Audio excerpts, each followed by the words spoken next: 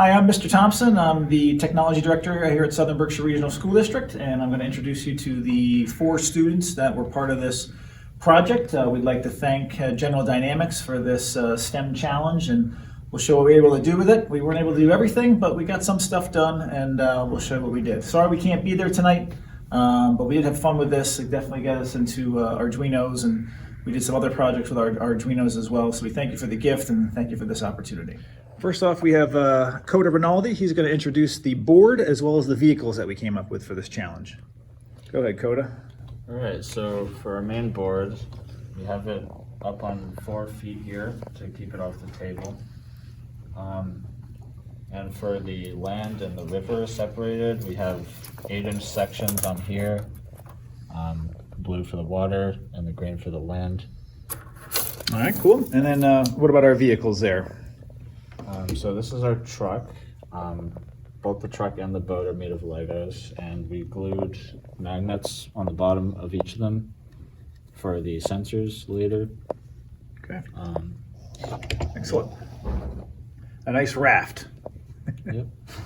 Next we have Travis McLaughlin. He's going to talk to you about the bridge and our roadway structure. What did we do there, Travis? So for our bridge, we mostly used cardboard for the actual bridge as well as the ramps that go on. And we painted them with yellow lines and gray paint.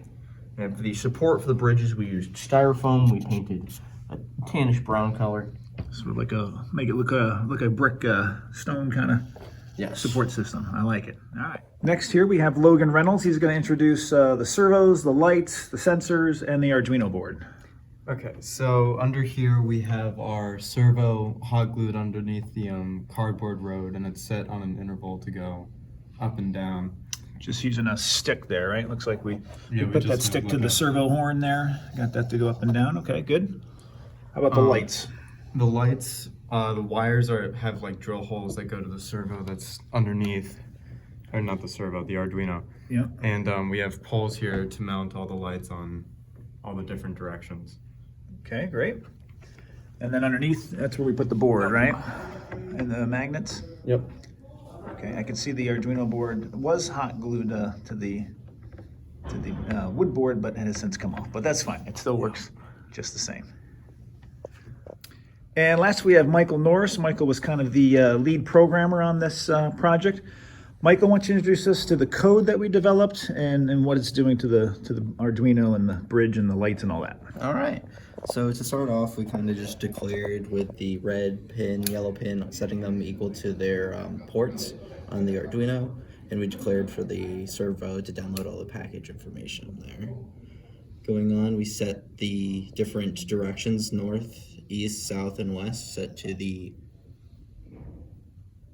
analog port. Yes, there you go. Analog port, yeah. The word came to me. And then we added a constant integer so we could put in the direction and have it affect that specific analog port. So for the north, analog 0, etc. Yeah, okay. And Struck, that was something they gave to us. Yes. We probably didn't know that concept originally as a... a lot of this was just a big learning experience with the code and everything. Yeah, which was for sure. exciting. All right, and then you get more specific into your servo, what we did with the servo and its positions. Yeah, so first we declare the servo pin with its port, and then set servo down equal to 0 degrees and servo up set to 70 because we figured those were the best positions for the road to be down, servo down, and up, servo up. And of course our servo's name is Fidget Spinner. These functions here were also given to us that help with the timing aspect of everything, moving it along. Yep. Here is the actual code that we came up with for having the bridge go up, perfect timing, and There it is. having the bridge go down after the delay, or the delay is there to have it take 25 seconds to go up, or milliseconds to go up and down, to slow it down because we had a problem with it going too fast. And then we have our main function here, static, right? What tell us about that? Yeah, so static. It is just a basic function based on time because we didn't really have time, ironically, to figure out how the magnetic sensors really work and understand them. So static got its name just to be a base one for the light switching. We had other concepts, just didn't get there. And so as you can see here, it's cycling through from north to west. It just keeps adding on and cycling to run this. And its command is to bring the bridge down if it's already down, and then just switch the lights on the north and south to red and the east and west to green for 20 seconds. Yeah. And then it switches to yellow for 5. North and south say red. Yeah, yeah. East and west turn yellow to give a warning that Things are about you to better change. stop. Yeah, right. Exactly. Don't want to get stuck on the bridge and thrown. And then moving on, we have east and west turn red and north and south turn green, which we can see allowing the boat to pass through. And the bridge will stay up for 20 seconds before going back down and restarting the whole loop. Very good. All right. Well, thank you guys for your work on this, and we thank General Dynamics for their gift of the material and this quite challenging challenge.